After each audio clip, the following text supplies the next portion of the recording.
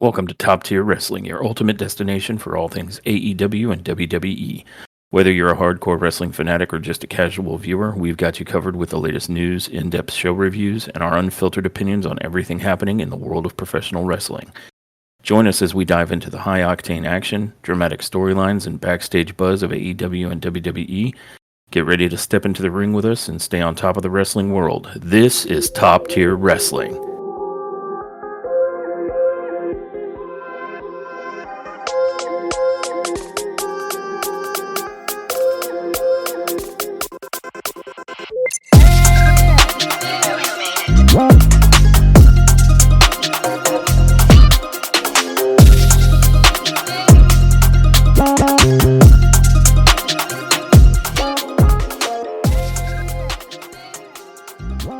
Welcome to Top Tier Wrestling. I'm your host, Josh, the Warden of Wristlocks, and joining me, as always, is my phenomenal co-host, the Siren of Spinebusters, Dawn.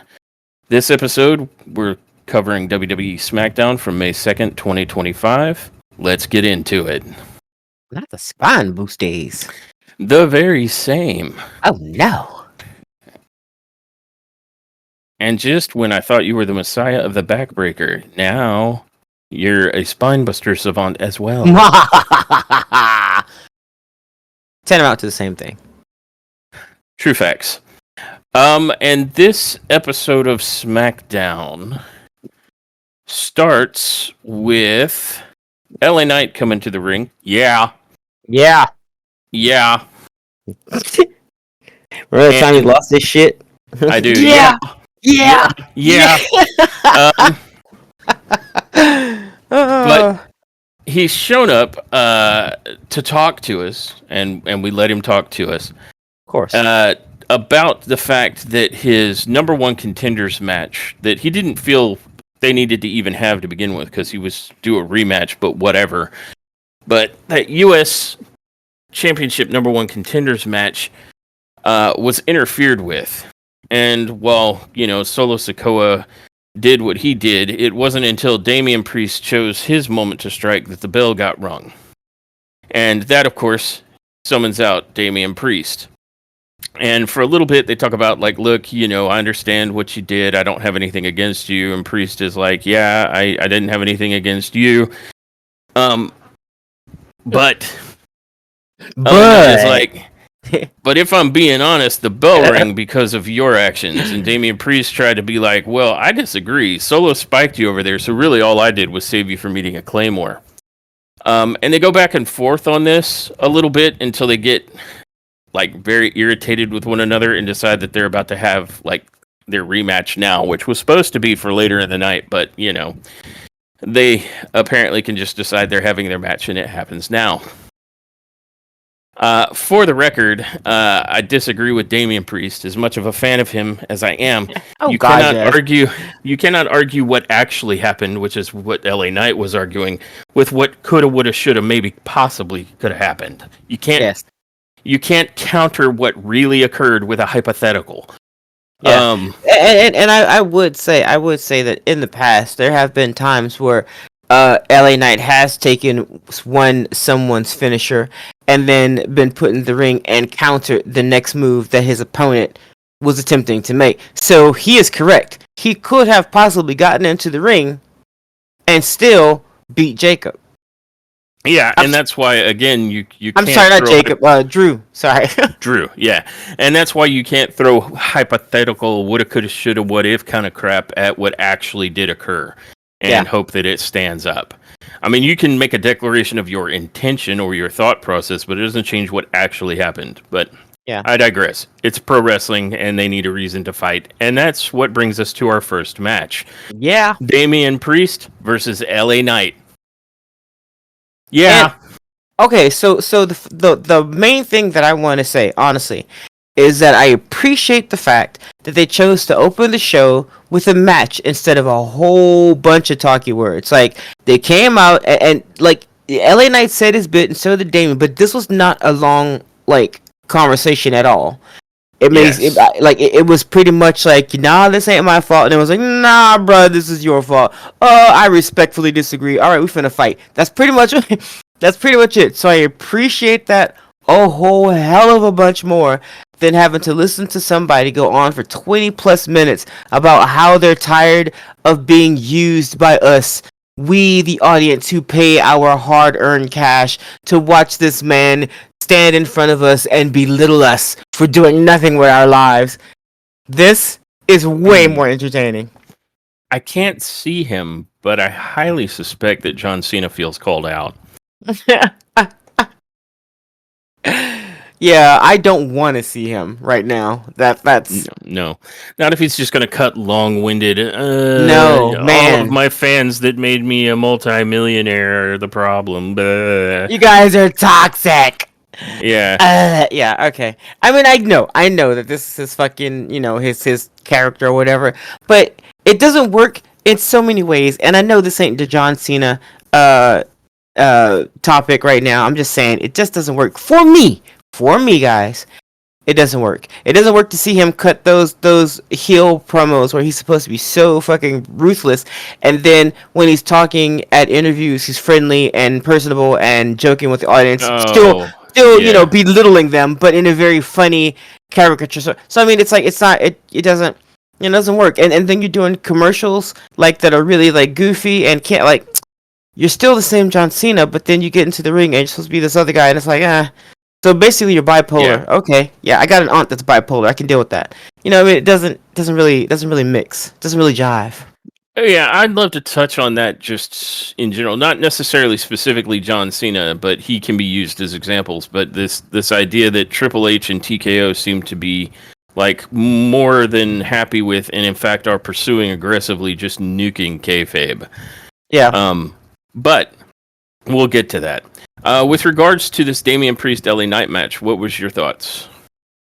I thought it was a good. I mean, look, they're both pretty good. Not pretty good. Goodness, forgive me.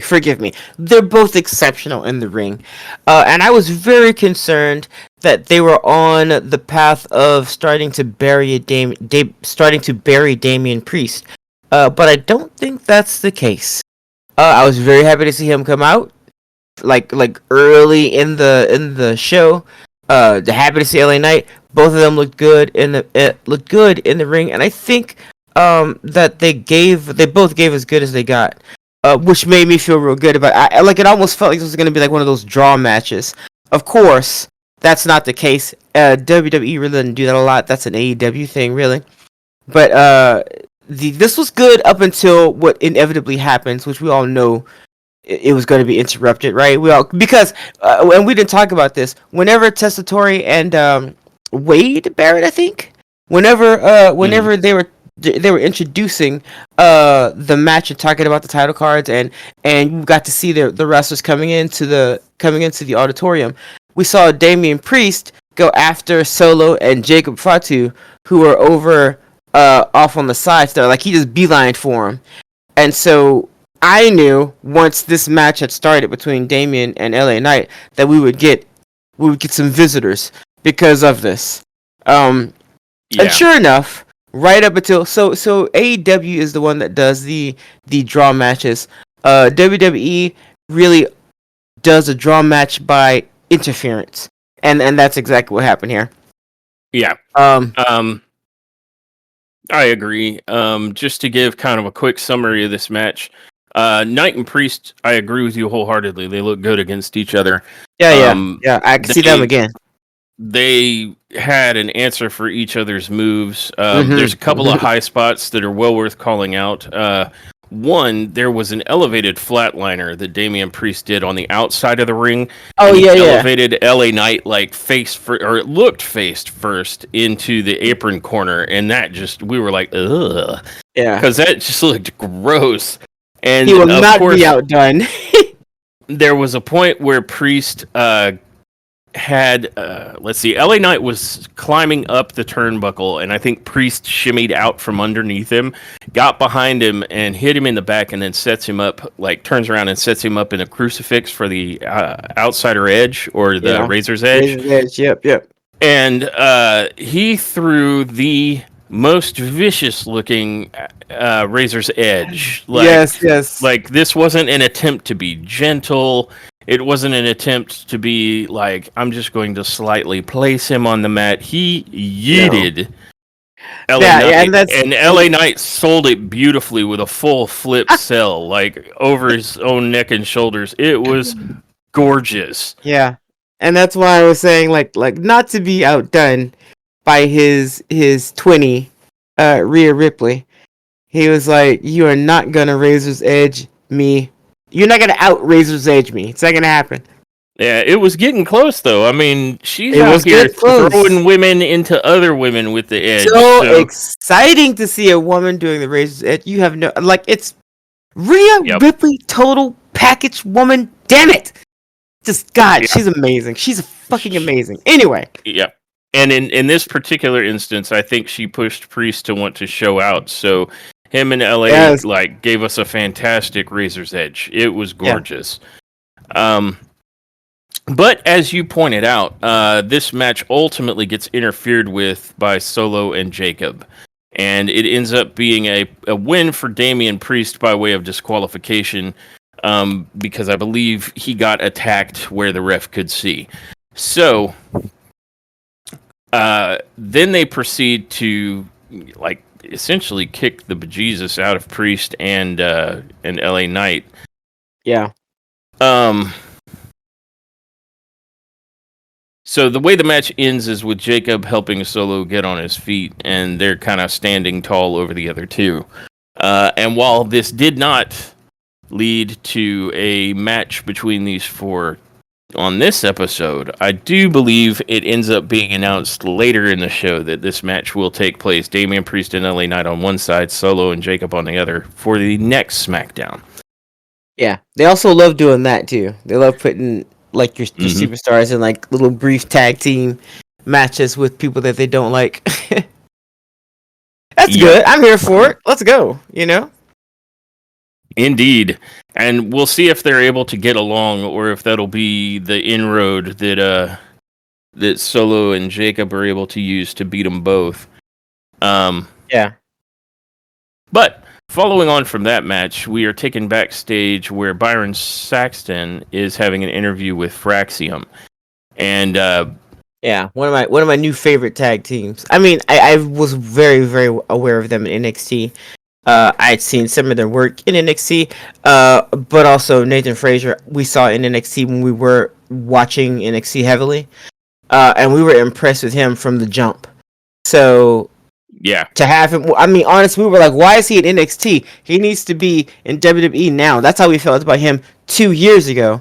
So seeing him in WWE now makes us very happy, and we hope, I know I'm speaking for you too, we hope that they continue this push with them. I don't want them to bury these guys. Like, they're, Fraxium, let's go. well, hold that thought on Mr. Nathan Frazier as we get into what's coming later. But Well, I was about to talk about the conversation between Brian Saxon and Fraxium. yeah, go ahead. I just meant put a pin in it because while we're super excited about him, there were things that happened in a match they were in a little bit later that you're about to speak to, where Right. we were worried about how, is he a safe Oh, guy? But go ahead. no, I wasn't going to talk about that. I was just about to go into the conversation that they had before their match with Brian Saxon. He talked with them backstage, and while he was doing so, Pretty Deadly showed up. Um, and they already knew that there was going to be a match, right? So Fraxum already knew that. But then and they were saying that they were pretty excited about it. And then here comes Pretty Deadly, and I just want to say it was really funny. They're excited. They're excited. Pretty Deadly is excited that Fraxium is there and that there's some extra European blood on the roster. But I mean, for some reason, Pretty Deadly telling Fraxium to tone things down by 20% made me crack up. I don't know why. It was the 20% for me. It was just that number. Where they were like, you need to tone it down, just 20%. I'm like, what? And then opportunities are earned, not handed. And I'm like, yeah, they earned the opportunity to be here. Pretty Deadly. Y'all on one right now. They were on one. It just made me crack up. I'm not sure why, but I thought it was hilarious. Um, but they heard that they were great. Pretty Deadly heard that Fraxium were great. They want to put what Nick Aldis said about them to the test, and so that led into the next match, which Indeed. was Fraxium versus Pretty Fraxium. Deadly. Yep. And what were your thoughts on this match? Okay, so I'm happy to see Pretty Deadly. I'm happy to see them in the ring. I'm happy to see them. I mean, I was so happy to see their whole entrance, because it's like we don't even get to see that anymore. So I was happy to see that, and I'm hoping that this is the beginning of a push for Pretty Deadly to be seen again as we knew them, because for a while there was this weird little stint where they were trying to make them butch or something. They still dress the same, but they had to be more masculine in behavior or in attitude. And nobody said anything. It was an unspoken thing. It was just a behavior that we saw from them, and then they kind of disappeared. So now they're back, and hopefully they're like the musical stuff is over. Hopefully they're back in the ring, and we get to see them do what we love to see them do. They're a great tag team, and they looked really, really good with Fraxium. I thought they worked very well with the two. And the match was a high octane. Of course it's high octane because Fraxium, right? But I mean, it was full of what's the word I'm looking for? What's the word I'm looking for? It wasn't a boring match. I mean, high honestly, octane, high speed. Yeah, high octane. I said octane and I didn't want to say it again, so I was trying to find another word. But it was high octane. I thought it was good. I thought it was a fun match. Now we just need Pretty Deadly to start winning some shit. Yeah. I thought it was a good match until it got a little worrisome near the end. Because Frazier and Axiom were looking real good, and so were Kit Wilson. Like the commentators were talking about how, they're living up to the deadlier side of Pretty Deadly, the second part of their name. And I was thinking, this is turning into a real banger, except near the end of the match, I want to say Frazier, I'm trying to remember the move he did, but I want to say it was a top rope dive, and it might have even been like a shooting star press. I'm really struggling to recall, but at any rate, he comes down on, I think, Elton Prince in such a way that Prince ends up bloodied, and it looks like it actually was something that needed to be attended to, because he ends up tagging out and then rolling off the apron, and we don't see him again, and the match ends up concluding with Kit Wilson. So it looked almost like they had to put together an emergency finish because Elton Prince got busted in the face. Now, I haven't heard any reports of like how serious it was or what part of him it was specifically, like whether he got busted real hard in the mouth. I don't think it was his nose, because the blood that we saw on him looked like it was on his chin, but not around his nose. Yeah, he was definitely bleeding from the mouth. Yeah, and so that is kind of what I was referring to when we were talking about like how we saw Frazier a couple of years ago and we have high hopes for him, and it's like I still do, but I mean, let's not get reckless in there with the talent. I think it was a standing shooting star press, because it got a 2 count. Then he did a forearm smash, and then they noticed that Prince was bleeding from the mouth. So then Frazier he put Prince like on the top turnbuckle, and Prince like pushed Frazier. Then Wilson made a blind tag, and then he came in, and then after that we saw Prince just kind of slinking below the ring there and just disappearing out of sight, like by the apron. And that was the last time we saw him. Yep. And so we ended up at the end of that match going, hey, that was a good showing from Axiom and also Pretty Deadly until that part. And then we were like, oh, I hope Elton Prince is okay. Yeah. So, if you need to slow it down maybe a hair to be more safe, then by all means, because this is only your second match, or maybe it's your debut, actually. I say second because I think Axiom and Frazier have had individual matches prior to debuting as, Fraxium on the main roster. So here in your first match, hurting your opponents is not a good way to start. I think their debut match was last Friday, like the Friday before. Oh, well, then it's only like their second match then. Yeah. Long story short, it's awful early on for their main roster call-up for them to, be hitting somebody in such a way that they're bleeding and have to improvise a match finish. Yeah. Yeah, so I hope it's not too bad. And I hope this doesn't mean that we won't see them again for another 3 months, I do, and I'm hoping the same thing. So we shall see. I have high hopes for Fraxium on the main roster. Here's hoping that it is a nice, safe, good run.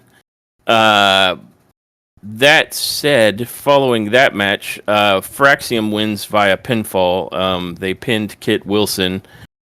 And we then are taken to the back where we see BFAB and Meechin talking to Nick Aldis in his office. And BFAB says she's found a new source of motivation after seeing the Street Profits win their TLC match last week. And now they want to get their hands on championship gold. And Meechin knows that management gave Liv Morgan some time off to film a movie in Japan, but when she comes back, they want a shot at the WWE Women's Tag Team Championship. Then Chelsea Green and the Secret Hervis interrupt the conversation, and Chelsea is dressed like she just came back from a funeral, or maybe like I was getting, what is it, Jackie O vibes or something like that. Yeah. Later she said that's what she was trying to do. Yeah. So she goes on to let Nick know the entire locker room is jealous of her, and their ringleader is Zelina Vega. And I think she went on to tell Nick that this seems like collusion because Nick's not even from America, and Nick responds by pointing out that neither are she or any of the members of the Secret Hervis, Chelsea being Canadian and the two members of the Secret Hervis being from the United Kingdom. And she goes on to say she's going to take Nick to the Supreme Court, and he just laughs that off as ridiculous and tells Chelsea that she won't be getting a rematch tonight. However, Zelina will be facing Piper Niven, and if Piper's successful, she'll be in line for a title shot. So I guess it's like an eliminator match. And if she wins the title, then Chelsea can be part of her Secret Hervis. And Chelsea falls back nearly fainting at the thought. And I thought that was a pretty funny segment. She died. She did. Although you had made a very good point earlier that what's up with Liv Morgan being able to take some time off to go film a movie and them not having to relinquish the championship belts. Okay, so unless Liv Morgan will be back from Japan next fucking Friday, then I got a problem with this because, and I know these are all just storylines, right? I get it. But according to every other storyline with women tag teams, if one of those competitors for that tag team cannot compete, then they have to fork them belts over. So, How does Liv get to keep her belt? What Raquel doing? Yeah. I am hella confused. Honestly, she has to be back next week. This has to be a 2-week adventure. So not even next week. So not even this Friday. The Friday after this one. Then she has to be back. Or else, what? How do you just let her hold on to the belts? Yeah, and that kind of led us to discussing does the WWE care about the women's tag team championships? And that tied into an even broader discussion, especially with all the releases that happened after this episode on, Friday through the weekend, many of whom were women and many of whom were either on the lower card or the mid card or potentially NXT. And it's like, so you're not showing a great degree of concern over the fate of the women's tag team championship if Liv can go off for X amount of time and they don't have to relinquish them so that they're not just taken off the table while she's gone.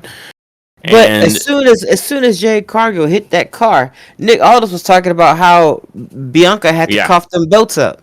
Yeah, exactly. And then you tie that in. This was something out of their control. Liv Morgan basically going on a movie vacation, and she gets to hold onto her belt. Okay. About that. Yeah, and it sparks a broader conversation about, like, not just the fate of the tag team belts, but there was a lot of talk about the fate of the mid card titles. When, like, a large chunk of the mid card is getting fired, and when I asked you your thoughts on that, you had an answer to what you think they'll do. Yeah, when everybody's wondering where they're gonna get all this talent, this mid card talent from, they're gonna do what WWE always has done, especially in this particular era, in the Triple H era. Yeah, I said it. Especially here, they're gonna go and poach talent from other wrestling promotions. Don't act like they don't. Don't even ask. Where's Stephanie come from? Yeah, exactly. So they're gonna do exactly what they always do. They're gonna snatch some talent. I'd be very, very interested to see if Chris Statlander's contract is up soon. Where Jade Cargill come from, y'all? I'm gonna say it again. They're gonna do exactly what they do. They're gonna go out there and they're gonna poach all the mid talent from other wrestling promotions. They're gonna go to Ring of Honor. They're gonna go to TNA. Hell, if they can get some people from CMLL, you think they won't? They're gonna snatch up everybody. And remember, they just acquired what was it? The oh my god, the Luchador promotion.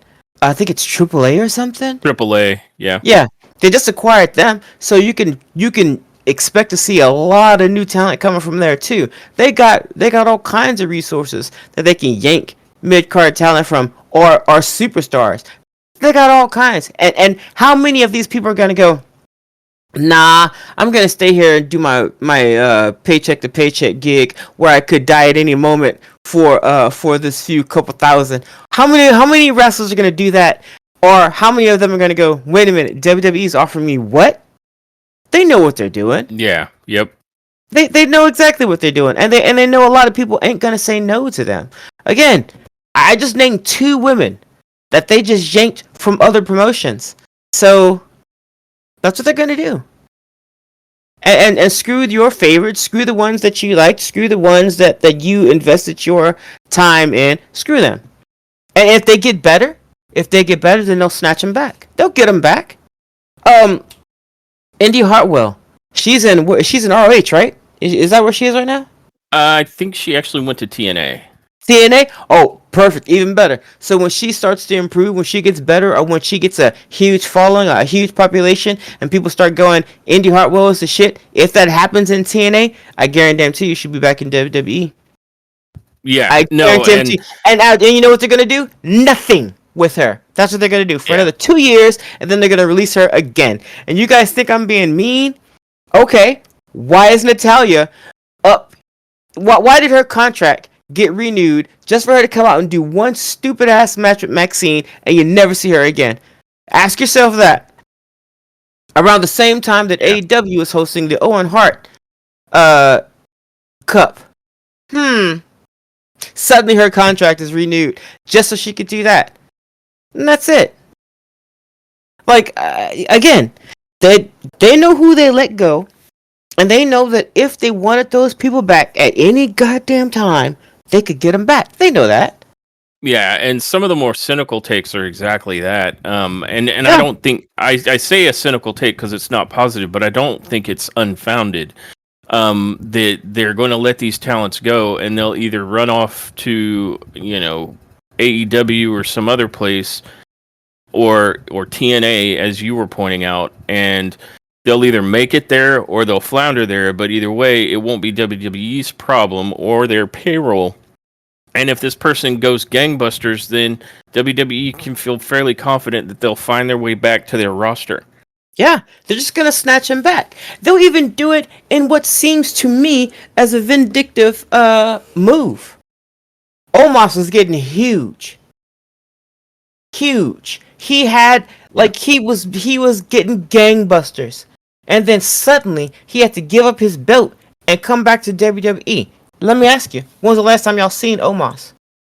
What did he come back for? What did he do? Yeah, what was so urgent?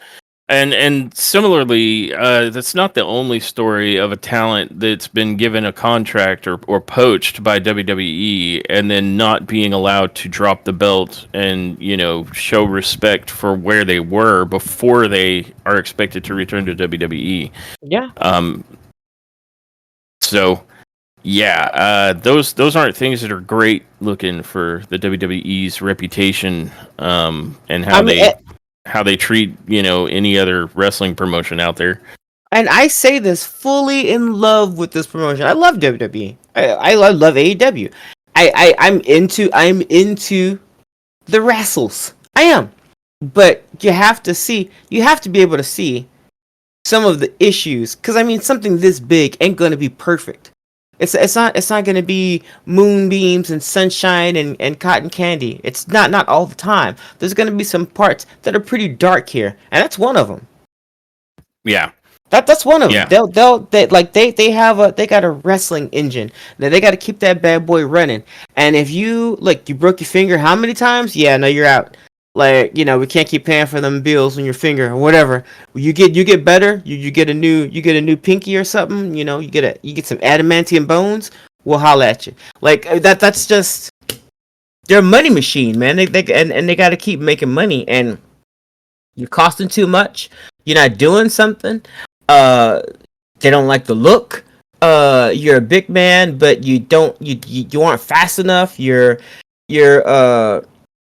a female, but your arms aren't big enough. Your legs are too big, or whatever the case. This is the promotion. This is the profession that we love. That's just the way of it. So yeah. at any time, they're gonna shit can these people, and if they get better, if they get popular. They don't even have to get better. You hear me? If they get popular, they can snatch right back into WWE. Get your ass right back here. Yeah, and I think for me the thing is that some of this stuff is a little bit shady, a little bit sketchy way of behaving. Absolutely. Because every mega corporation out there, and they are mega now, but being owned by TKO Group. Forever they're like, oh, we're like one big happy family until you're cut for costs, and then my mom has never said to me, we can't afford you anymore. Yeah, so they want you to do everything for them because you're part of the family, but then the minute maybe they need their shareholders to look a little bit more favorable this quarter, then they're axed. Also a part of their family, you see. So it's real shady, and it's shady not letting the talent finish out with the promotion they're in before they're expected to come over. There's some shady elements here. And those are worth noting because, like you said, we're big fans of pro wrestling and the WWE writ large, but hearing some of these things, it takes it down a notch. It erodes my love for this company when they do this kind of shit like this. Because it's I can't get fully on board with how you behave. Absolutely not. And I say all that fully understanding that this is an improvement. That this used to be way worse.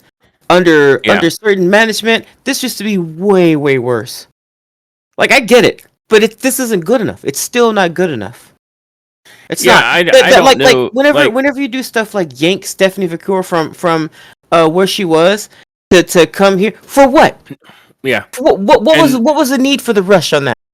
And you yanked her straight into NXT, and it's you couldn't let her fulfill her commitments to CMLL and New Japan before she went. She had to drop immediately and just leave them looking stupid.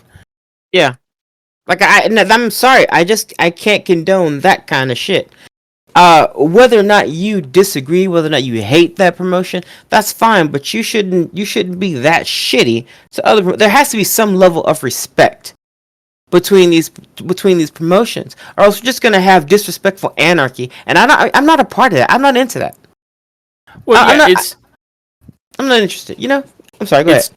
it's duplicitous because they enforce these 30 and 90-day clauses because they don't want their talent to leave and immediately show up somewhere else, but they're more than willing to do that to other promotions.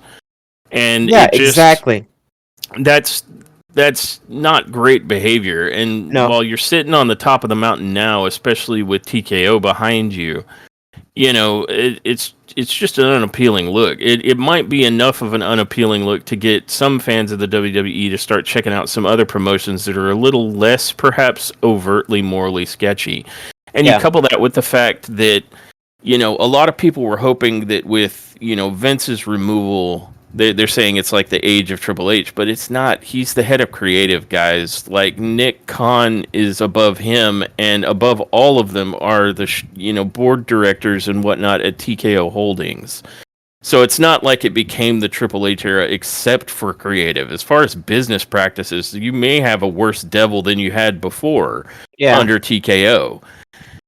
Because that's going to be a super big, faceless, nameless corporate conglomerate that will do whatever it's necessary to make sure that the quarterlies look good to the shareholders, Yeah. including cutting just crap tons of talent at random or seemingly random. I'm sure there's business motivations behind it. Yeah. So yeah, Yeah. And you're some gonna start pros to and see. cons there. Yeah, you're gonna start to see a whole bunch of new talent popping up, especially in the women's division. You're like, oh snap! I thought they were doing this because of money or whatever. Nah, nah, nah. It's not. It's not. This was not a budget cut. And I don't think they even said this was a budget cut. This is just them getting new talent and replacing what they feel needs to be replaced. Yeah. That's all. Yeah, and some of the reasoning came out over the weekend, or at least some rumors about the reasoning, and some of it ranged from like some of the talent weren't developing as far and as fast or making the impact that they hoped they would. Other members of the talent were not working hard enough in training, aka perceived as lazy. And I think with regards to Braun Strowman, who was let go specifically, his issue was that he's a slightly older guy, like in his 40s, and he also was being paid a lot more money than they felt like they were going to get use out of him. So that, at least in his case, sounds like it was strictly a financial consideration. Yeah. But Yeah, I don't know how I feel about that either, but at least, and I think he's even said something. He's given some sort of reply. Um, I didn't see what the reply was, but I think he's given a reply to being let go. Um, I don't know how I feel about them letting him go because I hear what they're saying, and you know what? I wasn't backstage. I don't know what they did. Maybe they tried to negotiate his contract, and he was like, "Hey, oh hell no," you know. yeah, who can Uh, say? yeah, maybe he wasn't having that, but I don't know. If we see him again, I'd be happy with that. I'd be happy to see him again. Yeah, the only most recent media post of his that I've seen is him like on a boat cruising and sipping drinks. My That's man. what he's had to say about it. So infer from that what you will. I think he's telling you that he'll be just fine. Um, but following all of that with regards to the women's championship and the upcoming match with Zelina Vega and Piper Niven, we then have Nia Jax make her way to the ring. And to resounding boos, which she's like, "Oh, thank you guys, I missed you too." And Yeah. she basically gets in there and says she's come back, she's refocused, and she's here to get what was hers or what is hers, and that's the WWE Women's Championship. To which we then are treated to the fact that it is now Tiffy time, And she comes out and says, "Let me guess, Nia, you are going to annihilate me and take my title. Newsflash, I'm not the same Tiffany Stratton. Cashing in on you was the greatest thing I've ever done." And then I went toe-to-toe with one of the greatest of all time, Charlotte Flair. Stop reminding us of that match, Tiffy, please. Yeah, that was probably one of the worst match on the card at WrestleMania, so I don't think you want to mention that one too much. Let us more. forget. But she goes on to say, "I beat Charlotte, and if I ever lock up with you, Nia, again, I'll beat you too." And Nia's like, "Oh, so you're offering a rematch?" And Tiffany's like, "Oh, hell no." She says, she doesn't make the matches, but she's willing to fight anyone and defend her title anytime, any place, anywhere. And then, proceeding with almost no caution, Naomi comes out. And she says it's funny seeing the two of you fight because she remembers for months when she was trying to get the championship from Nia. Tiffy always found a way to make sure that she helped her out and that both of them made her life hell. And she says to Tiffy, you think you've changed? No, I've changed. I'm a new Naomi now. And I believe Naomi far more than Tiffy. Yeah. Because Naomi's like completely different. Total heel turn. Better heel turn than John Cena. Absolutely. But she goes on to indicate that she's not the sweet Naomi, the good girl who stood behind Bianca and let Jade walk all over her. She says she took matters into her own hands, took out Jade, and now she is coming back for her championship. And this, of course, because she said the name, brings Jade out. Name and she appears. Yeah. I believe in Jade Cargill. Yep. Then Jade beelines towards the ring, and it just breaks down into a fight, pairing up with Jade and Naomi and Nia and Tiffany. And then this goes. Sorry, go ahead. I was just gonna say, and then Mood Killer Aldous comes out. Mm-hmm. And he's all, okay, ladies, let's settle down. If the four of you are so eager for a fight, then let's give, well, how do you say it? Des Moines, Iowa, a tag team match player. Yeah, I don't know what that meant. I believe the correct pronunciation is Des Moines. Oh, Des Moines. Okay, Des Moines. Yeah, there you go. Iowa. Let's give them Naomi and Nia Jax versus Jade Cargill and the champ Tiffany Stratton. And let's do it tonight. And the audience is like, ah! And even though they were all in the ring and ready to go right then and there, and even though they had done that earlier in the evening with Damian Priest and LA Knight, this match had to wait until later on in the night. Indeed. I believe this ended up becoming our main event, so no complaints. Yeah, at the time though, we thought it was weird because all four ladies are like in the ring wearing ring gear, Yeah. So it was like, oh, okay. Yeah. All right, send them back. Yeah. So there you go. So after that, we got Carmelo Hayes in the back with The Miz, hyping him up for a match that The Miz has with Aleister Black later in the evening. And they mentioned The Miz kept talking about the Andre the Giant necklace that Carmelo wears now. Dre. His Dre necklace. Dre. Yes, his Dre necklace. It's Dre necklace. But it all comes down to respect.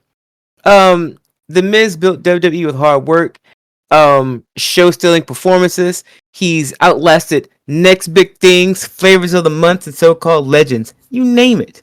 And Miz says that Aleister Black woke him up last week, and that he's ready to show everybody why he's a legend and why he stood in a company that Aleister only lasted 5 years in. Shots fired. So Miz snap. So he plans to make a statement at Aleister's expense, which leads us into the third match of the night. Aleister Black versus The Miz with Carmelo Hayes by his side. Indeed. Now, I thought it was really cool that this match opens with Alistair trying to clock Miz with the black mass again. Like as soon as Like the bell rung, immediately. yeah, Yeah. Miz Ding, runs spin towards him, kick. spinning knee, whoop, shit. He fucking, he sits on his ass. Miz does, he backs up like, oh hell no. Um, I like that because if that was gonna work again, I would have been like, bruh, come on, are they about to let the Miz go? What the fuck? What are you guys doing? But it didn't work. But that was the beginning of, I think, what might have been the match of the night for me.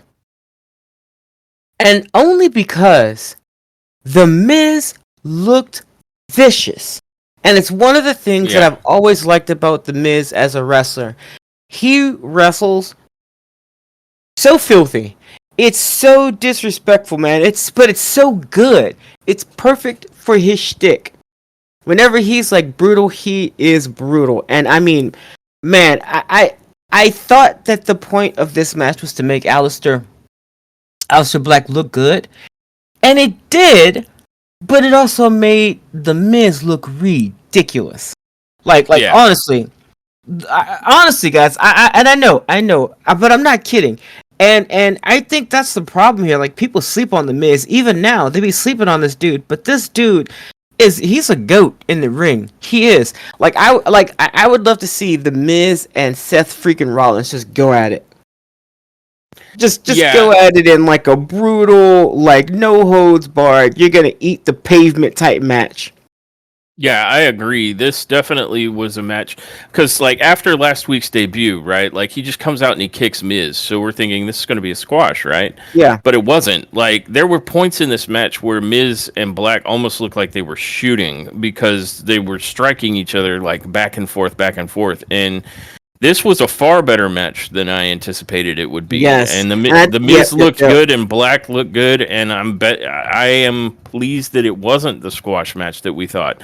It was a nice reminder that when Miz is serious and they don't insist that he do just, goofy shit, he actually can bring it in the ring. Yeah. And I honestly, I thought this was going to be a squash. I thought they were going to just squash The Miz. And maybe that's why this ended up becoming the match of the night for me, because that was not the case. I thought it was a match that made Miz look real good. It was like a reminder, like, this cat don't fuck around. Like, like, he's a real one. Say what you want about The Miz, but he will fucking hand you your ass. And that's exactly what he did. This was a great match. Great match. Yeah. And I know I'm just singing praises about The Miz, but I am because I am so shocked that they gave him as much leeway in this match as they did. They didn't make him look like a complete loser. Like a buffoon? Yeah. Yeah. So, real good. Yeah. No, I absolutely agree. It was nice to see that to be reminded, I should say, that The Miz is capable of so much more than just the court jester. And Black and Miz actually put on a banger. And just to go over a little bit as we head into the finish, because these are some high spots that are worth noting. There's a point where Miz gets the up, hitting Black with that wonderful, like, kneeling implant DDT kind of a thing. It looked great. And he ends up setting up for the skull-crushing finale, but then as he tries to descend, Aleister Black cartwheels out of it. And I don't think I've ever seen the skull-crushing finale countered quite like that, and I don't think Miz did either, because he just had total shock on his face. And then I want to say Black, clobbers him with a spinning sidekick, and then walks over and tucks his foot under the Miz's chin to do the Black Mass, where he kind of lifts him with his foot first. But at that point, Carmelo Hayes jumps up on the ropes, and that gets Aleister Black's attention and allows the Miz to kind of roll Aleister over for a 2 count. But then coming out of that 2 count, Aleister immediately connects with Black Mass and gets the 1, 2, 3. And then you have Carmelo, trying to, rush into the ring like he's trying to come in under the ropes. And Aleister immediately drops down into the Indian-style position and just stares at him. And then, as Carmelo continues to get into the ring, Aleister jumps up from that position, and they end up in kind of a stare-down standoff as Carmelo sort of moves, past, like circles around Alistair and then gets out of the ring to collect what's left of the Miz. And the whole time, Alistair Black's just staring a hole in him. So I predict a future feud with Alistair Black and Carmelo Hayes based on that. Yep. But excellent match, like far better than I thought it would be. Because we came into it thinking this was going to be a squash, especially after Alistair's debut was basically that. Like he just entered the ring and black masked Miz, and it was done. So really a far better match. And a good showing for both men. I'm really, really pleased that they are managing to put over Alistair without burying Miz. And in fact, it made Miz look great. Reminded us that he can, in fact, go in that ring. Yeah. And that was great to see. Indeed. Absolutely. Yeah. But following that match, we are taken backstage where Santos Escobar is talking to Rey Fenix. Or speaking of Rey Fenix, rather, how his performance at WrestleMania... No, he was speaking to Rey Fenix. He comes up and he tells him that his performance at WrestleMania 41 was the true embodiment of disappointment. Not only did he lose the biggest match of his career, but he embarrassed the entire tradition of Lucha Libre by losing to El Grande Americano. And he goes on to say that Rey Mysterio had chosen Phoenix to take his place at WrestleMania, and he blew it. And Santos goes on to say that the man who replaces Rey's spot on the throne is himself. And he says that Phoenix should listen closely to what he has to say, and that's when Phoenix tells Santos to shut up and stay out of his business. Yeah. And he says he doesn't trust Santos, which means that cool Phoenix has eyeballs. And he goes on to tell Santos that if he's got a problem with that, then Phoenix has no problem seeing him in the ring tonight. I'm sorry, it's just like, shut up and stay out of my business. I mean, it was great. It was really to the point. Like, no faffing about. He was just like, shut up, stay out of my business. I don't trust you. And if you have a problem with that, I can see you out in the ring. It was glorious. Very glorious, yeah.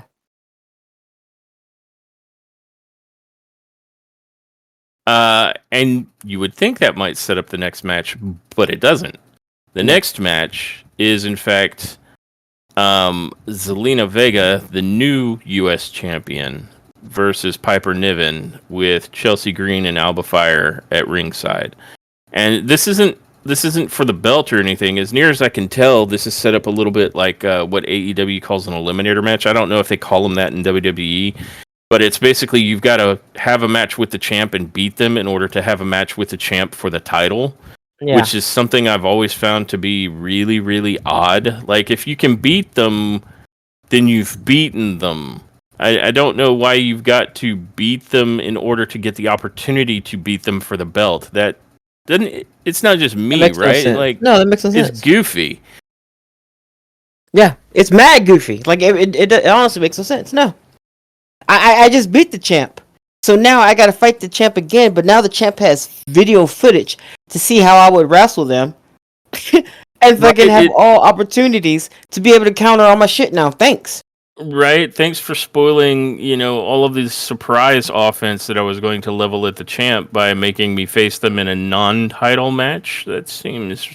I don't know. I don't love what equates to an eliminator match. I don't think it makes a lot of sense. I realize... I mean, we all know, right, that it's not really a competition, but for the sake of portraying it, I don't even think it makes sense. Yeah. I agree. But what I can say about this particular match is I am still not impressed with Zelina Vega. She didn't fuck up any moves that I noticed. She didn't do anything necessarily that would be faux pas. I'm just not a fan. And she's not done anything yet to make me a fan. And to put her in the ring with Piper Niven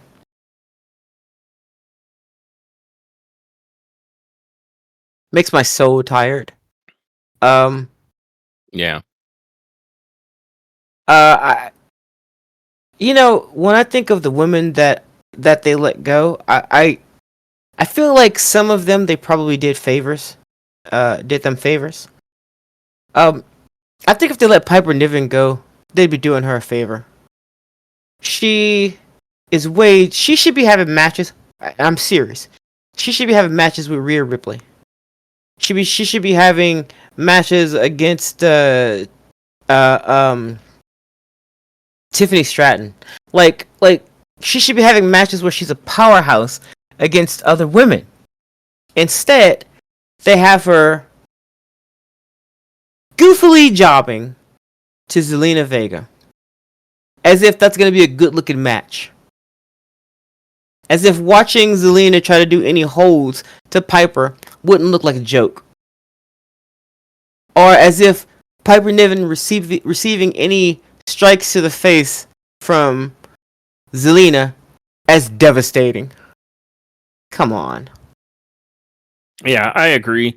Zelina runs against the ropes and the ropes don't move. No, and that ties into kind of, something that was said by Cora Jade over the weekend. 'Cause since she was released, she mentioned that she was body shamed. And I don't know. I look at Cora Jade and I'm like, for what? I mean, clearly it wasn't because you're like fat or anything. Yeah, it must have been because she was fine. small. So it might be because you're small. And there's an issue. There's an issue I take with people like going, oh, body shaming. One, you're a performer that's getting into a ring and being put on television. So you have to look good.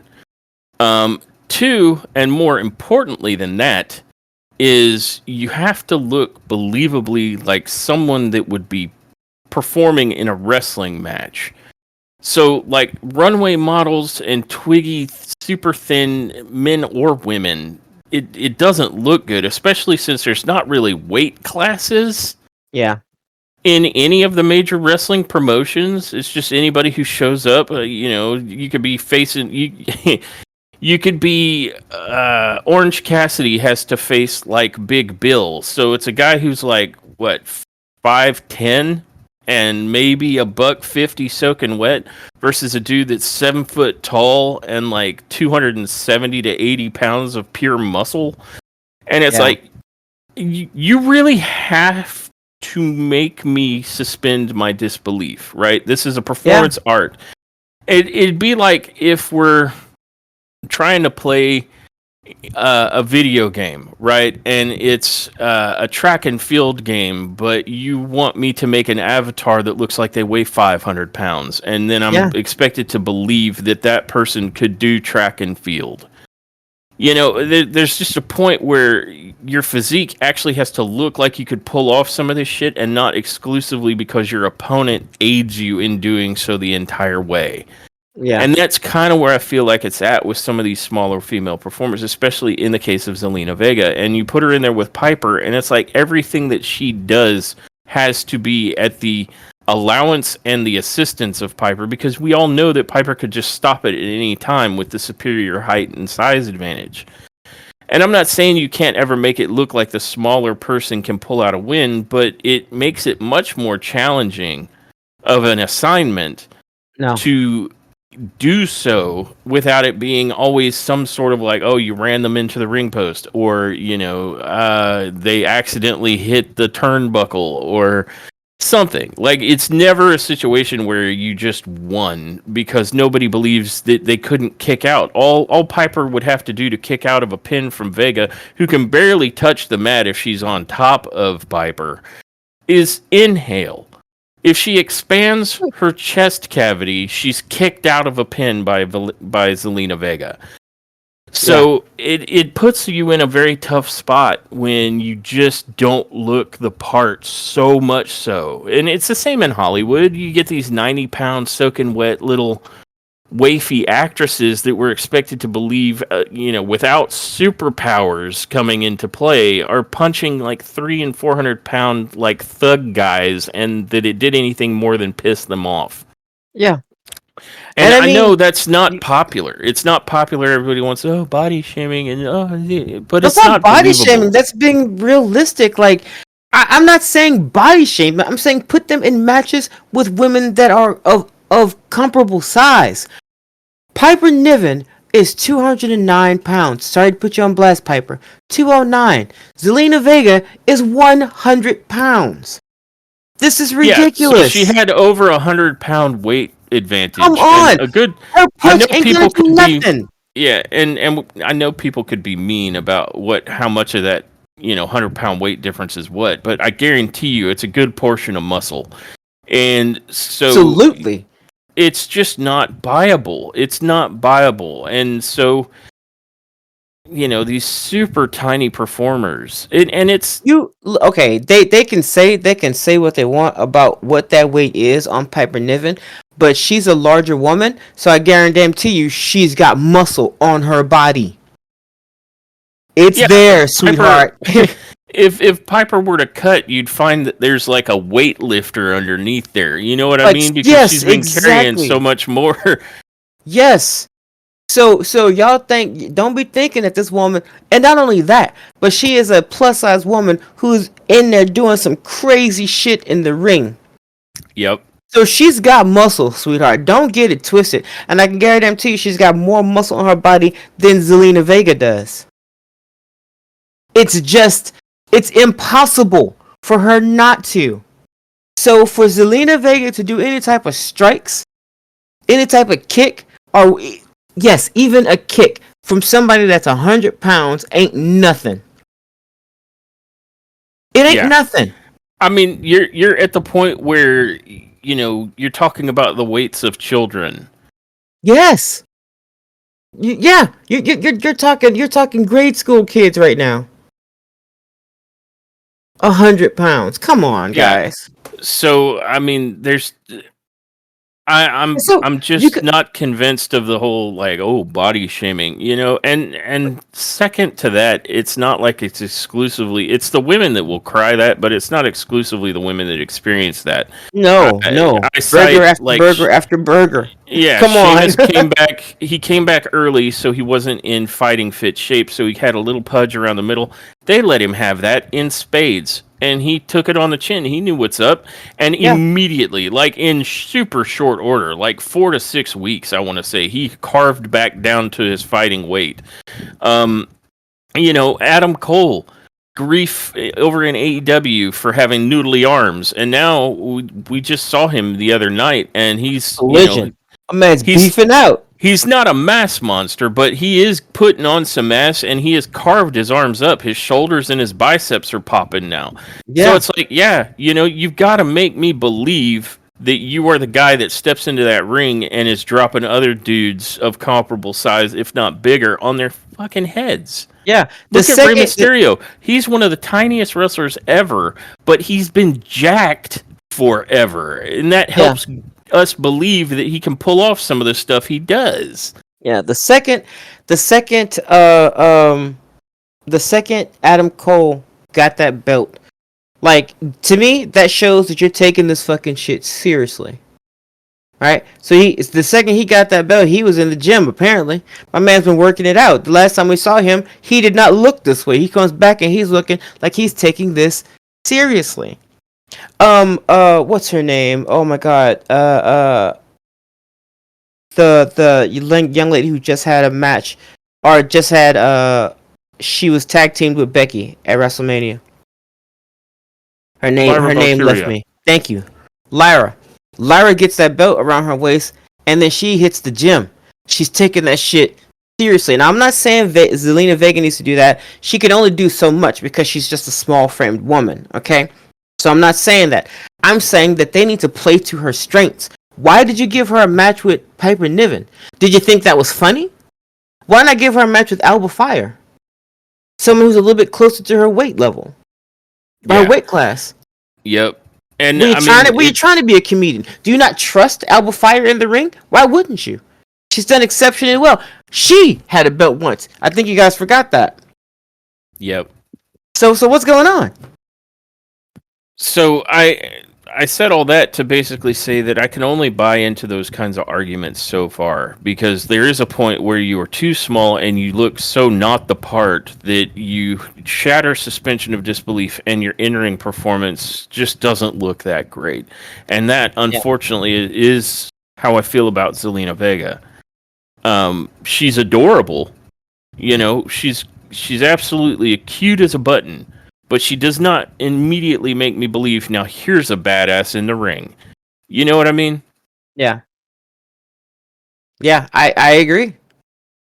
So all I'm saying is, unless they were trying to do like a comedy relief match, which they failed miserably at because nothing was funny here, um, this was unnecessary. Like you could have put her in a match with literally anyone else closer to her weight limit, closer to her size. You did this with this Piper Niven thing because you guys think this David and Goliath bullshit's funny. You think that it's still hitting. You think that people still believe that they still find enjoyment from it. And I don't know how many people do. I don't know. I can't speak for everybody, but I know that meh, it's not believable to me. And in a show or in a entertainment venue or entertainment promotion that's supposed to be fun, that's supposed to be we all know that it's fake, we all know that it's not real or whatever, we already know that, but we also know that these dudes are actually putting their bodies to work here. They're actually putting themselves to the test.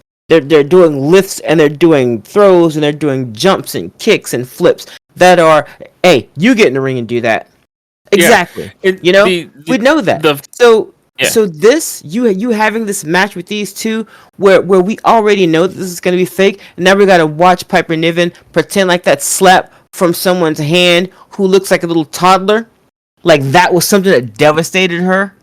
That kick knocked her back several feet. Come on. Yeah, and that's all I'm saying is that there's a willing suspension of disbelief component that's not being met. Verisimilitude is not being met, and while we all know that it's scripted, it is an athletic endeavor. Even actors that are trying to portray athletes will then go and get in the gym. And I'm not even going to get into arguments about the use of performance enhancing drugs, whatever. Who cares? They still have to put in a bucket of work to make that you just happen. don't take that and then wake up swole. You still gotta do the damn thing, y'all. You still have to hit the gym like a madman to pack on like 40 pounds of muscle going into a shoot that's 6 months from now. Yes, probably more than normal. Like you're putting in the work. This is not a magical drug that you take and then you wake up and it's all, oh, that's not how this shit works, man. I mean, Paul Heyman was just recently saying, we deserve daytime Emmys, as entertainment. And it's like, well, to that end, you're competing with like Hollywood, and those guys will do whatever it takes to look the part. If I'm going to have to play Captain America, they go in there and they put on 30 to 60 pounds of muscle mass to look the part. And that's what it really comes down to, is looking the part. You are portraying, even if the fighting is scripted, much like it is in Hollywood when they do combat, you are portraying somebody that needs to look the part to be believed as being able to do this shit. Yeah. And that's not body shaming. That is what we need you to do to perform convincingly to the audience. Yeah. Yeah. So I agree. So I don't know how I feel about this body shaming business, but I know how I felt about this match between Piper Niven and Zelina Vega. I felt that it was unnecessary, unrealistic, unbelievable in appearance, and too gimmicky for me. Like that's the word I'm looking for. It was too much of a gimmick, and not even a good one. This isn't Braun Strowman versus Rey Mysterio. No. That's not what was happening here. Yep. Yeah, boring, contrived, over the top, sometimes unrealistic. That was this match. Yeah, I fully agree.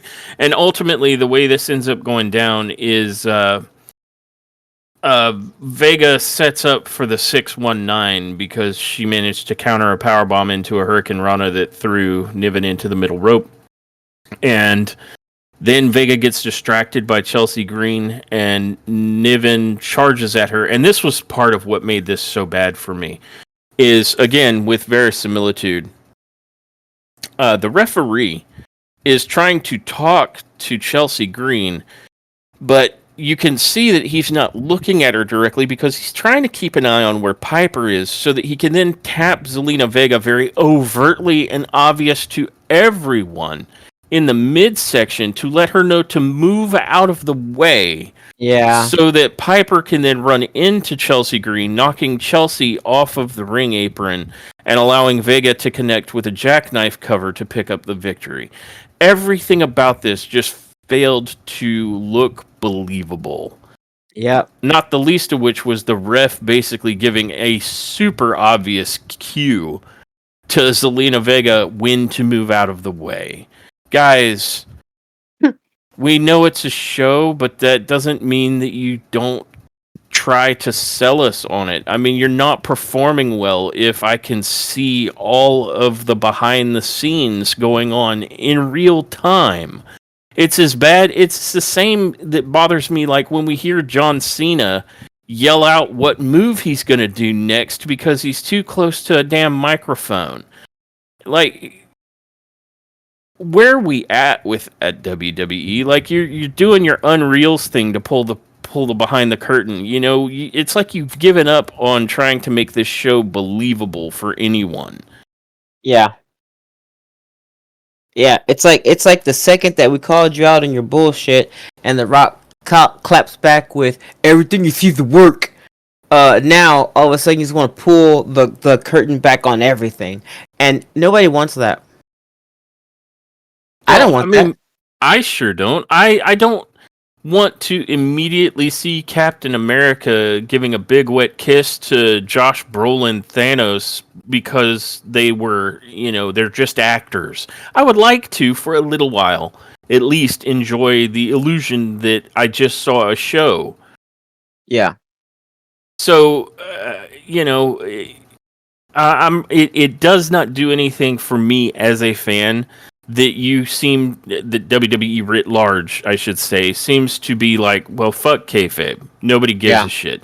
I don't think it helped out most recently, like with the new Dark Samurai thing that Shinsuke Nakamura was doing, gets completely undermined by them showing him arrive at the arena wearing like looking like a beatnik poet. He's got his little round spectacles and like a flat little cap on his head, and he looks as normal as can be, but then like 2 seconds later he's coming out as like this dark possessed samurai.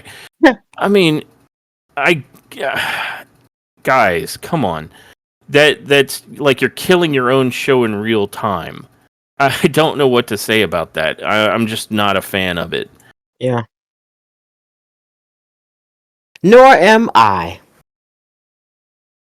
But moving on from that particular debacle of a match, which I will readily say was the worst match of the night for me.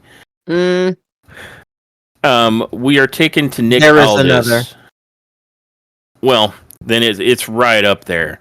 But we have Nick Aldis informing Solo Sikoa that Jacob Fatu will put his WWE US Championship on the line at Backlash in what initially was going to be a three-way match with Damian Priest and LA Knight.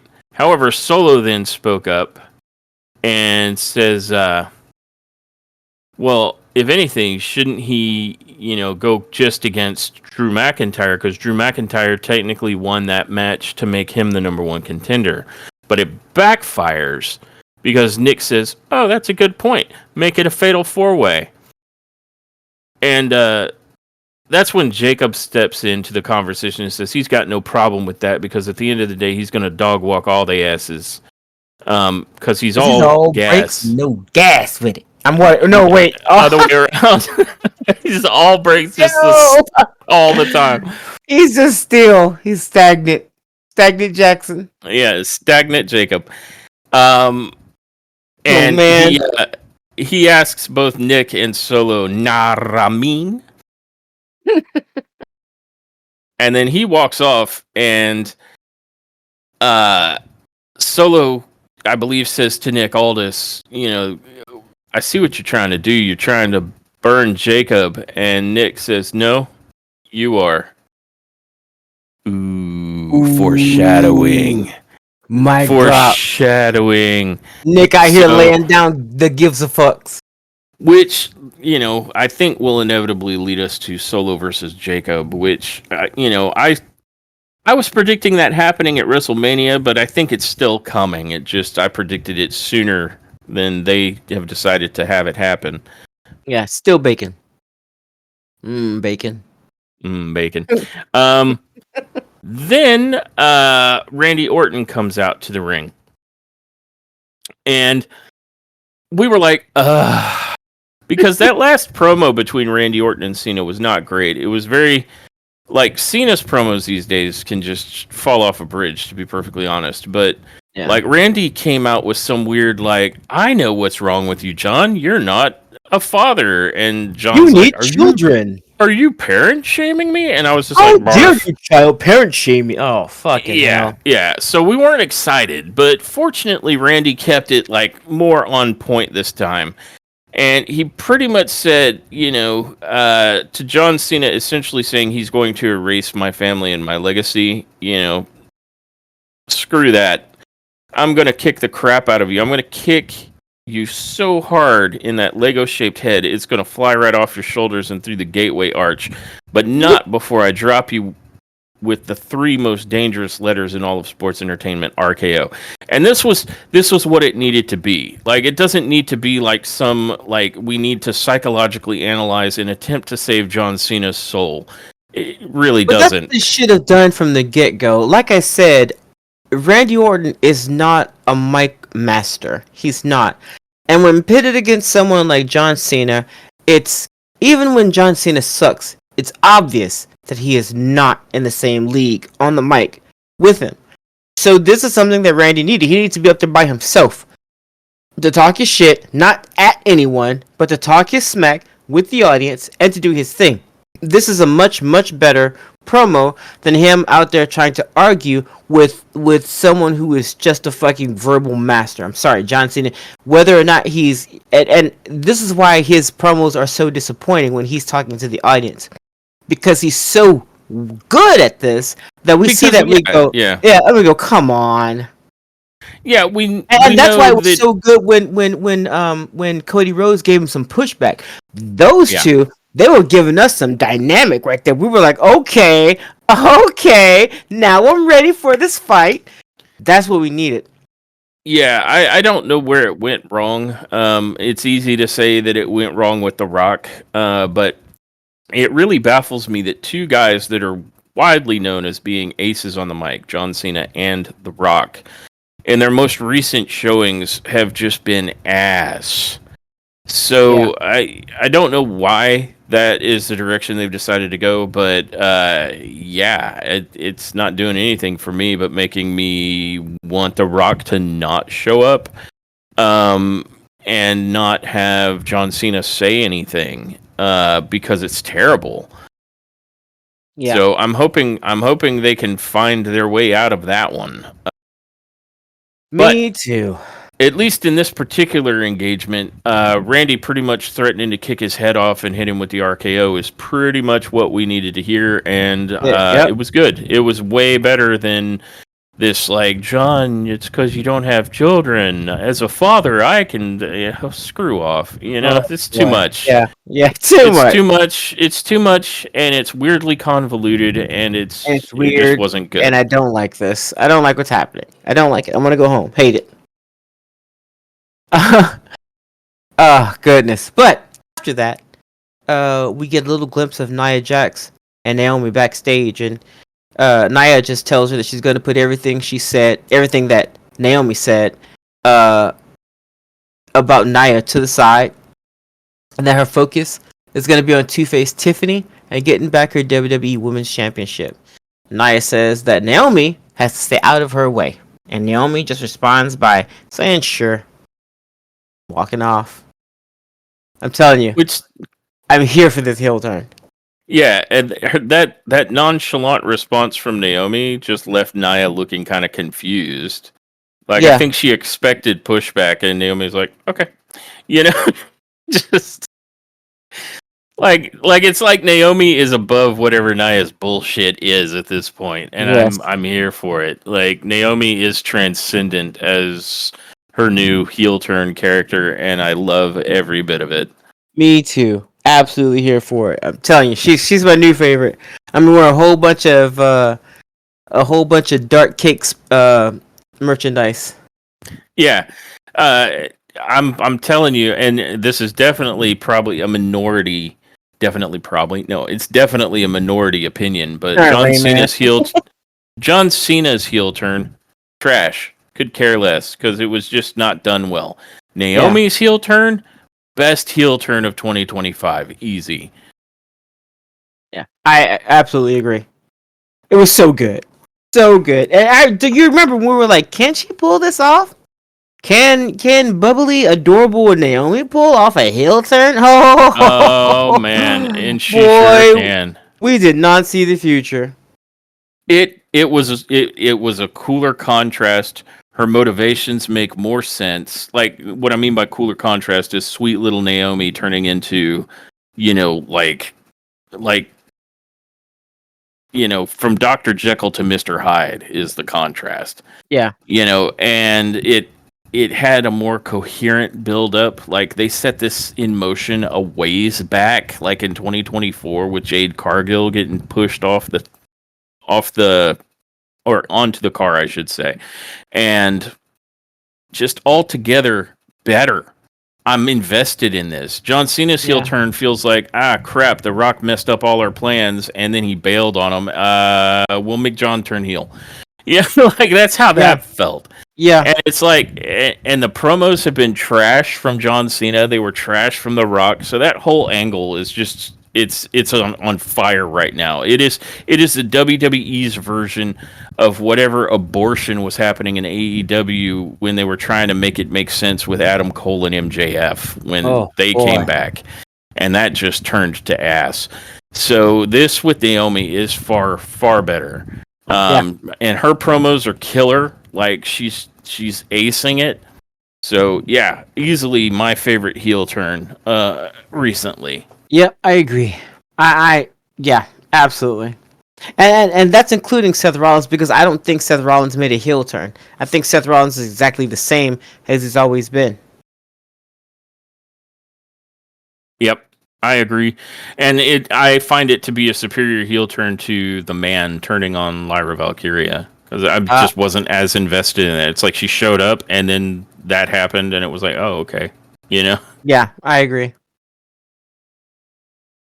But I completely I agree with you with regards to Seth. Seth was always sort of like an anti-hero.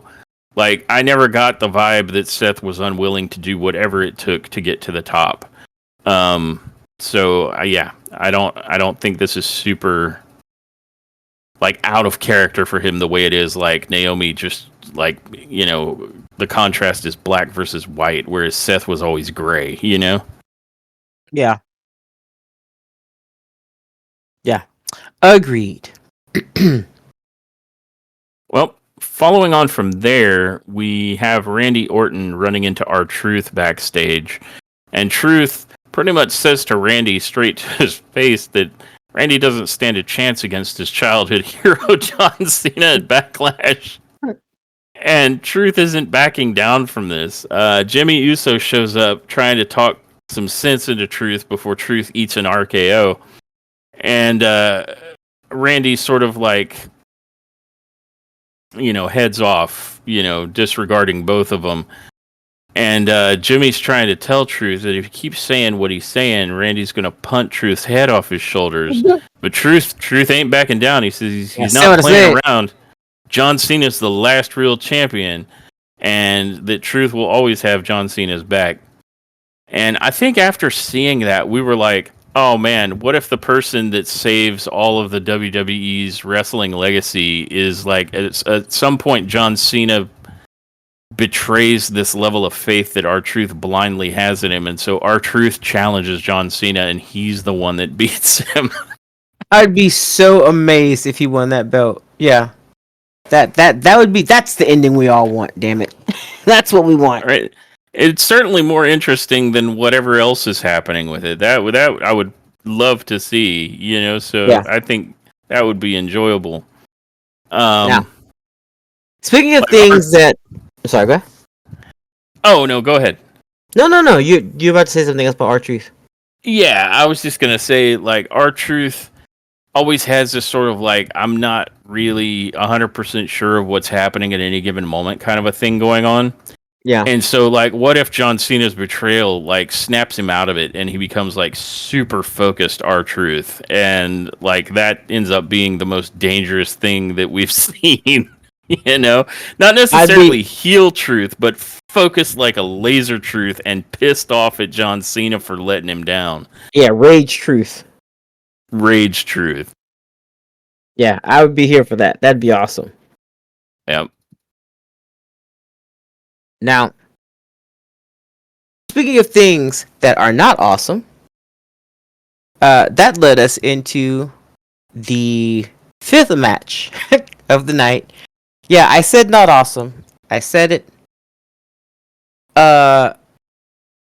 Rey Fenix versus Santos Escobar.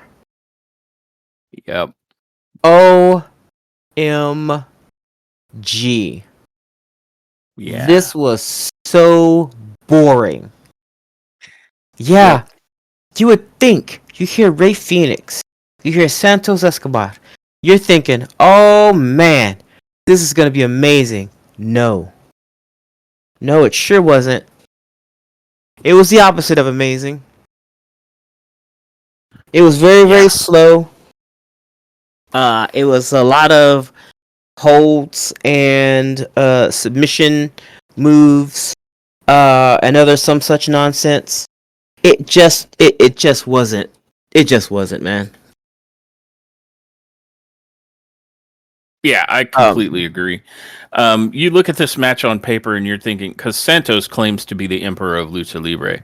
Jesus. Although I don't see him doing as much lucha stuff as, say, like Rey Mysterio does, or like, what is it, Dragon Lee? Any other luchador? Any other luchadors? Yeah, like he claims to be a lucha, but he's more like just not. Like, I don't see him throwing a ton of Hurricane Ranas or like Nope. Spanish flies, or using a whole bunch of weird technical pins and submissions and stuff like that. No, he fights the way Roosh would fight if Roosh was boring. Yeah, so unfortunately, instead of getting, I agree, by the way, instead of getting Rey Fenix, who is fire, and Santos Escobar, who claims to be the Emperor of Lucha Libre, when you hear that, when you hear Lucha Libre, you think this is going to be like fast-paced, you know, just move after move after move, and high spot after high spot, and flying all over the ring. It was none of that. Like, for the first like eternity of this match, it was a whole lot of like slappy, punchy bullshit. And it was real slow paced, and it was a whole lot of Escobar saying, like, you should listen to me, I'll be the leader and you'll be the follower, and Phoenix then like getting punched in the face. And it wasn't until like the last few minutes where Phoenix remembered that he can do more than just sit here being punched by Escobar, that he, you know, hits like the adios amigo and like the flying stomp meteora thing that he does.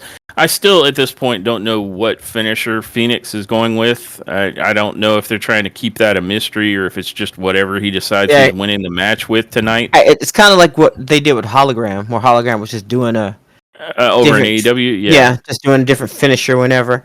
So I don't know what his is going to be, but yeah, this match was underwhelming and a pretty bad show for like his second or third match. Like Santos Escobar is just not looking he's not looking like what we thought he was gonna.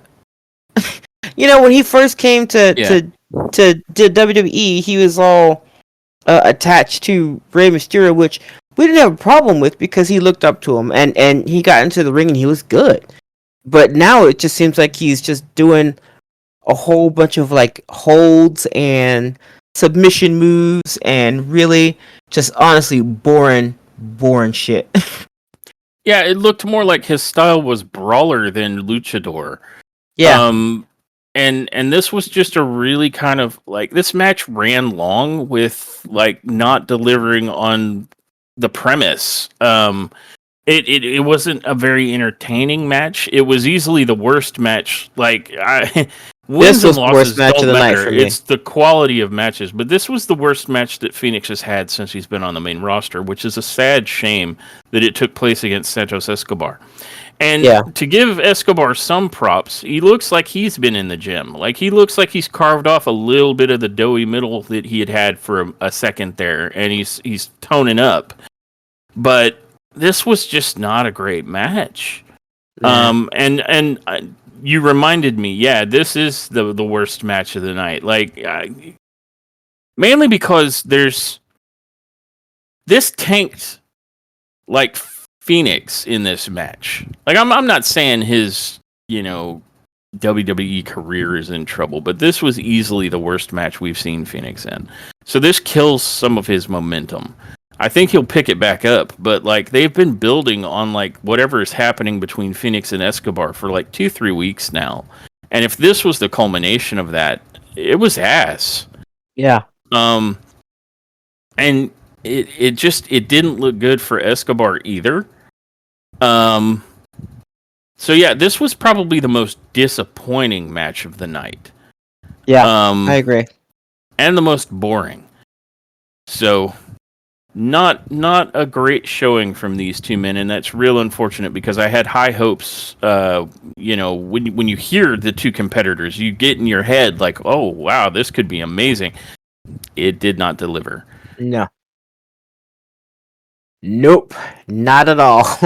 Not even a little. No, it was pretty boring. Just boring. So yeah, after Ray Phoenix spent an incredibly long amount of time just basically eating fists from Escobar, he does like 5 seconds worth of offense and picks up the win, and that's how this match went. It was bad, guys. Yeah, just uninteresting and kind of slow, and it was just a yawn. It was a yawn for me. Yeah.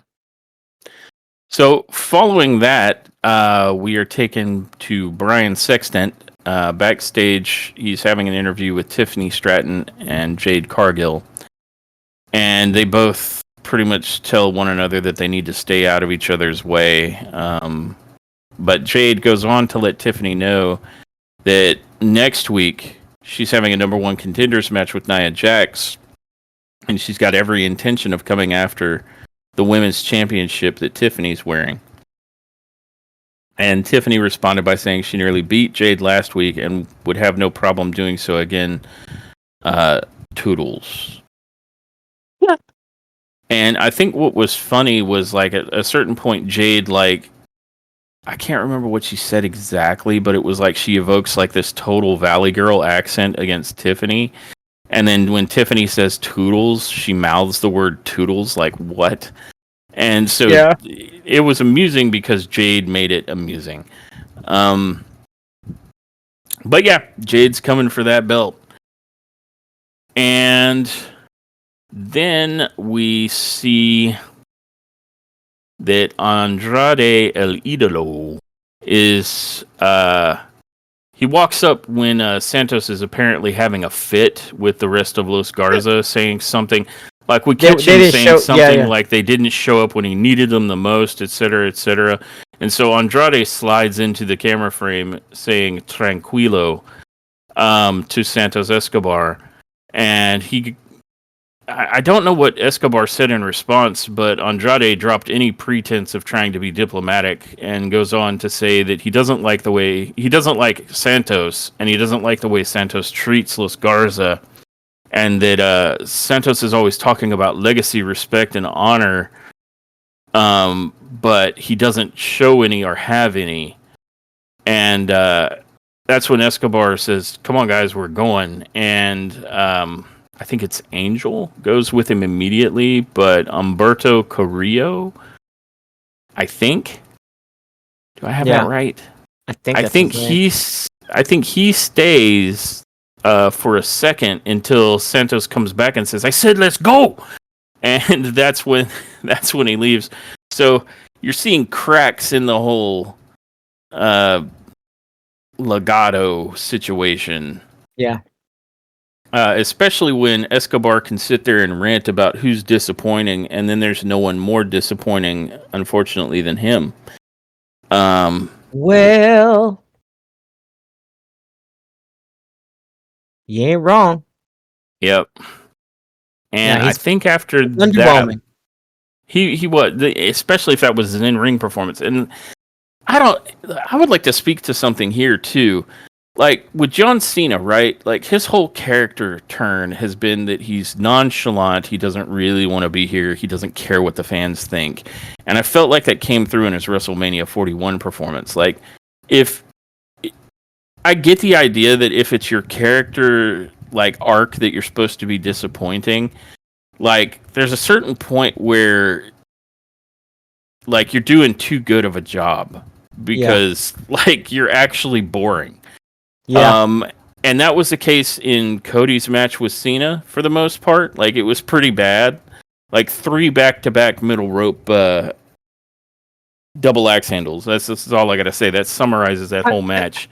And then so like if the idea is to show us that Santos Escobar is disappointing, like he didn't have to go out of his way to give us a boring as shit fucking match to do that. Like he could have just lost. Like he could have tried really hard and still just lost.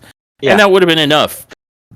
Instead, you legitimately made us as fans have to sit through what was a damn disappointing showing.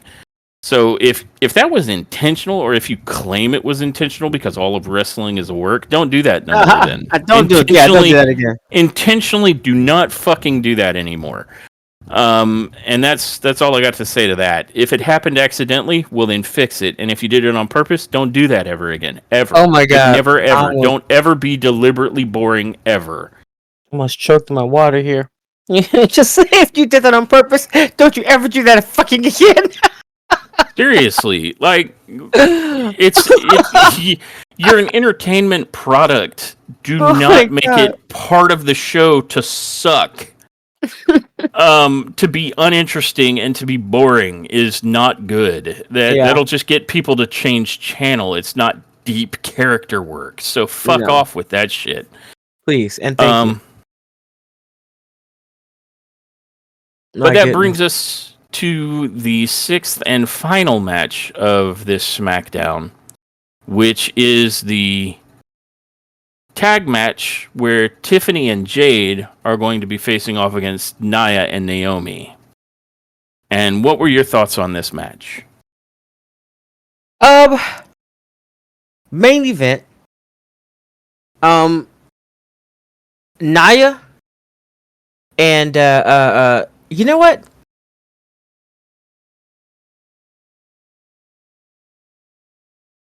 You know what? I'm mentally revising what I was gonna say in my head because I'm going over this match again, and judging by the other matches, especially the one that happened before it, this is a pretty banging match. I was gonna nitpick on something, but I'm not. Like I changed my mind. I'm not gonna nitpick on it, and I'm just gonna say instead that Tiffany, Jade, Nia, they all look great. They all look individually great. But I think the person that works best with every last one of them is Naomi. I feel like Naomi, and I'm not just saying that because I like Naomi. We all know that I like Naomi. Yes. What I'm saying is Naomi has a very good ability to work well and to make anyone's move against her, on her, towards her, look good. And that's just my observation. And I think it came up a lot here in this match. So I thought it was good. I wanted Naomi to win. Naomi and Nia, I just did because I actually like both of them, and I do like Nia. Nia ain't to be fucked with, and see how they treat Nia, how she's a powerhouse and not to be fucked with. That is how I feel they should treat Piper Niven. I agree. You're not gonna catch Nia doing some goofy, comedic shit with like a mid, like you're not gonna see that, and they would never do her like that. Maybe it's because she's a part of the Samoan dynasty. I don't know. But they would never do what they do to Piper Niven to Nia Jax. And all I'm saying is they should be treating both of them the same way. That's all I'm saying. But I'm not gonna go back on that tangent. That was just a little side note. This match overall was a pretty good match. I thought it was a pretty good, but also a great main event match. If this was the one as far as the storyline was concerned for this particular episode, if this was the match that ended up replacing the main event, because the main event was supposed to be Damian Priest versus LA Knight, but that ended up becoming like they just couldn't wait till that became the opener. And this became the main event because of that. If that's the case, then this was definitely a solid main event. Yeah, definitely worth the title, or agree. definitely worth being called main event. Yeah, absolutely. I definitely agree. This was one of the cooler matches of the night. All four women were looking good. Some things I want to point it to. One, Jade does not need to lick anybody's face in order to look good. Yeah. Okay. See, that's what I was going to nitpick on. Okay. Yeah. Well, I'll be happy to pick these nits because there's a couple of them that I want to pick.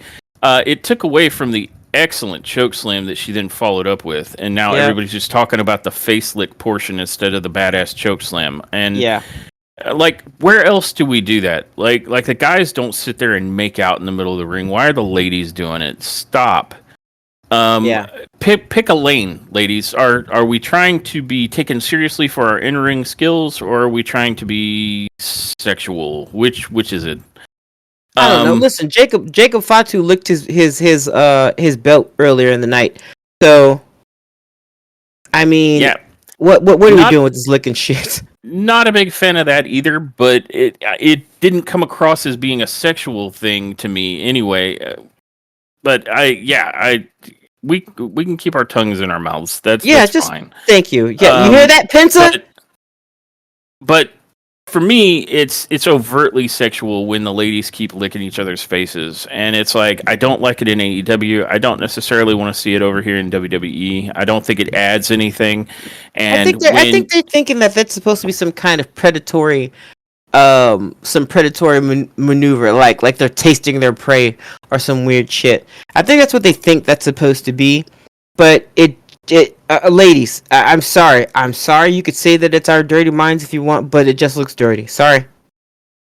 It does. I'm not thinking, oh man, here's a real predator tasting their prey. I'm thinking, you want to eat this bitch? What's happening? What are y'all doing? Are y'all making out, or what are we doing? So for me, it didn't add anything to the match, and it actually took away from the spot that was really good that followed it. And Naomi sold that chokeslam like a boss. The second nit I'd like to pick is actually a positive. It's from a prior nit where Naomi would come into the ring and attempt to do a ground and pound, but all she was hitting was the air. Like, to the degree that people made memes out of it. It was a joke. Naomi, in this match, did not have her strikes looking so bad. They looked a lot better. And so I would like to give her props and say continue to do that. Because when you're swinging at literally nothing, you're not hitting anything, you're not making any contact. Again, like, do we not care about verisimilitude in these performances? Because I'm really kind of getting a mixed message out of the WWE writ large. But Naomi clearly did care because she fixed it. So good job. And I think that's about it for the nits I wanted to pick. Nia Jax looked solid in her performance, and Tiffany Stratton even looked better. And I mean, that's coming off of WrestleMania 41, where everything looked rough, and the promo leading into it was rough. So this is good. Let's put some distance between that bad shit and good stuff going forward. Yeah. And just to speak to some of the high spots of the match, there was that chokeslam from Cargill that, despite the pointless licking, the chokeslam looked phenomenal. Naomi looked great the whole time. Jax, whenever she hits a Samoan drop on someone, looks like they should be dead for real. And there was a spot where Tiffany Stratton was put up on Jax's shoulders for what appeared to be a Samoan drop, and she countered with a crucifix bomb, and that looked insane. It looked insane because a crucifix bomb looks insane by itself, but it looked extra insane because Nia Jax is massive to be taking a crucifix bomb. Yeah. And so it looked really good. I also would like to give some credit to Jade Cargill for being able to step out of the corner with Nia Jax on her shoulders and deliver a good-looking power bomb. Seriously. Like, no joke. That is impressive. Yeah. And Move that of the is, night. Yeah, exactly. And that pretty much leads us to kind of how the match ended. I want to say Nia hits that huge power bomb and picks up the victory.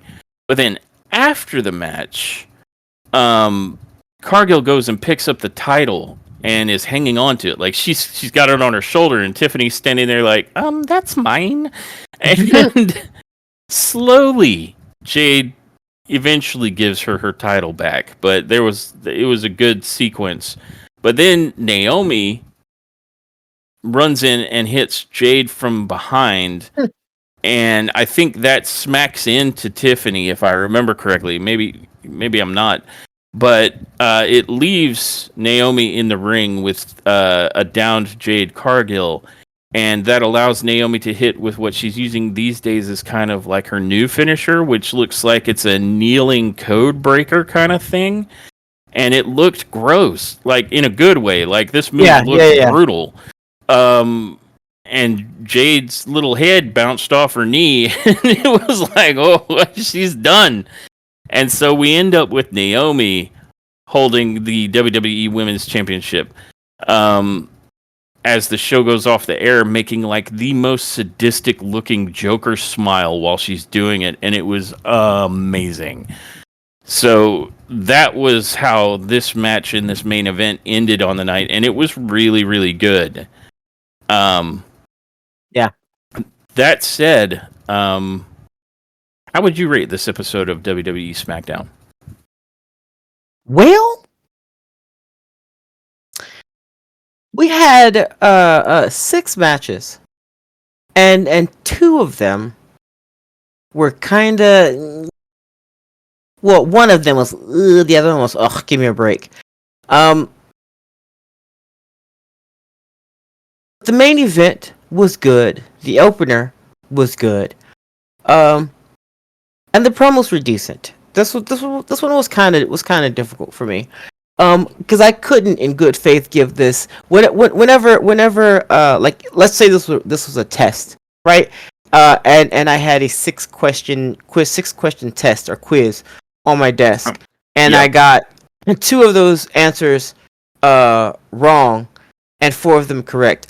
I don't think I could see anything above maybe a 75 or 80. So with that, I'd have to give this particular episode the same thing. And I think maybe an 80. And I'll give it an 80 because I'll say all the other stuff like the promos and stuff would be extra credit here. Yeah. I can see that. So that's how I'm gonna look at this. Honestly, it's a 75 to an 80 for me for this episode. And that's a damn shame because what was good, but what was bad was blindingly bad. Yep. And yeah, I think that's where I'll leave my score. I couldn't agree with you more. Actually, you stole the analogy right out of my head. I was using percentages. You went with grades, but I'm thinking we've got 6 matches. 2 aren't good. That's a full third that was bad, and it was it was very bad. And we definitely had peaks and valleys because the stuff that was good was very, very good. So if I was going with the percentages, then that leaves only 66% that was good, and that's just in the matches. And then if I add some for extra credit, then that's where we end up. Like that 66 might go up to a 7 or maybe even a 7.5 if I'm very generous.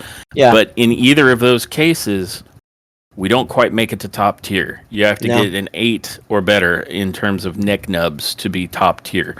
So I would say this episode, I would probably say was good, like a Yeah. 75. Yeah. If I'm Yeah. being the most generous, 70 to 75 is where it lands. Yeah. But those two matches that were just not very good really were very not good, and they tanked. They tanked the score of the overall show. So yeah, for me, it's a 7.5. Yeah. 7.5. Yeah, that sounds about right. I'm sorry. Yeah, that sounds about right. 7.5. Yep. Yeah. So, with all of that said, that's been our coverage of WWE SmackDown from May 2nd. And I want to thank everybody who joined us for this episode. And I absolutely invite you and welcome you to join us for our next episode, which should be our coverage of Monday Night Raw. Thank you, baby. And until then, I don't think there's very much for me to do but roll the outro. Bye, guys. Thanks for tuning in to this episode of Top Tier Wrestling. We hope you enjoyed our deep dive into the latest AEW and WWE news and shows. Don't forget to subscribe to our podcast so you never miss an episode. Follow us on social media for updates and to join the conversation. Until next time, everyone, remember, wrestling is always better when it's top tier.